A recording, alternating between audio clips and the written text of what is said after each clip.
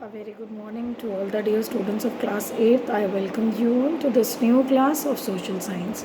Children, as we have come towards the end of the online examination, so we are back with the resuming of the teaching classes.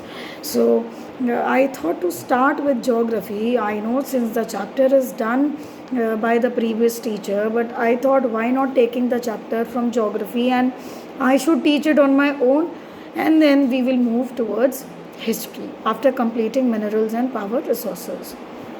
So children, as you all are aware of the chapter, the content of the chapter, we will just do the chapter into not very detailed, but yes, I will explain the chapter, the important points, so that the chapter is clear to you again.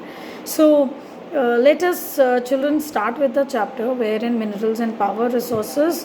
Minerals are naturally occurring substances that have a definite chemical composition. So minerals are formed in different types of geological conditions. Geological conditions means different types of conditions over the earth's surface. Geological conditions. Minerals are not found everywhere, and minerals are not found just at one place over the earth's surface. So they are scattered and found different parts of the earth. Minerals can be identified on the basis of their physical properties, physical which can be seen. For example, they have color, they have density, they have hardness, they have chemical properties. Then minerals are distributed in rocks and seabeds also.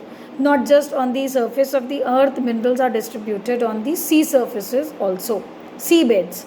Then tropical regions are very rich in mineral resources, right? Tropical region. So we have come to know 4 major points about minerals. First of all, the definition that minerals are naturally occurring substances that have chemical composition. Now, what are the important characteristics of minerals? They are formed over different geological conditions.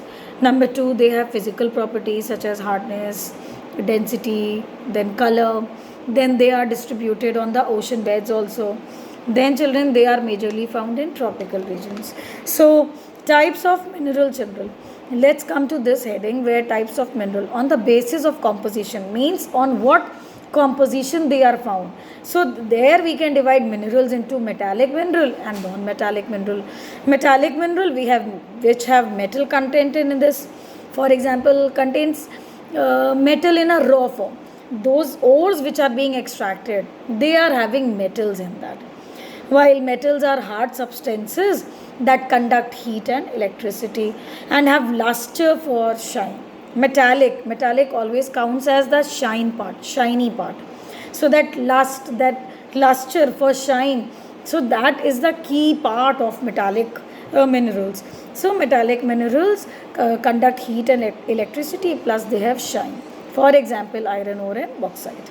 Then children, metallic minerals are of two types, ferrous and non-ferrous. Clearly from the name you can make out ferrous which have iron properties, non-ferrous which do not have iron properties.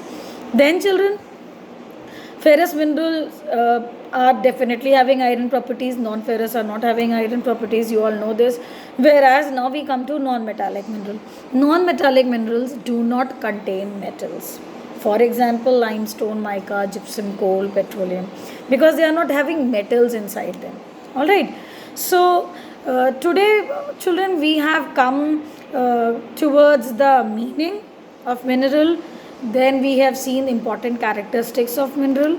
Then we have seen types of mineral on the basis of composition, metallic and non-metallic. Then metallic minerals also are divided into ferrous and non-ferrous. Then children, we saw non-metallic types, and then in the next class children, we will do the types of mining, the types of extraction of minerals, that we will do, and we will complete the chapter further.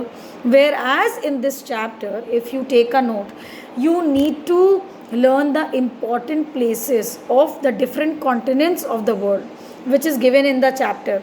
For example, North America, South America, Asia, Europe. You all have to learn at least 4 important places which mineral is found in these continents. Alright. So learn 4 major minerals of these continents, highest producer and 2 minimum areas. So this you need to make a chart. For example, Asia is rich in what minerals. All right. Then come to North America, South America, like this. Okay. And then by this you will be learning that so and so mineral is rich in this continent, so and so continent is rich in this mineral. All right. So we will meet in the next class, children. Till then, bye bye. Take care.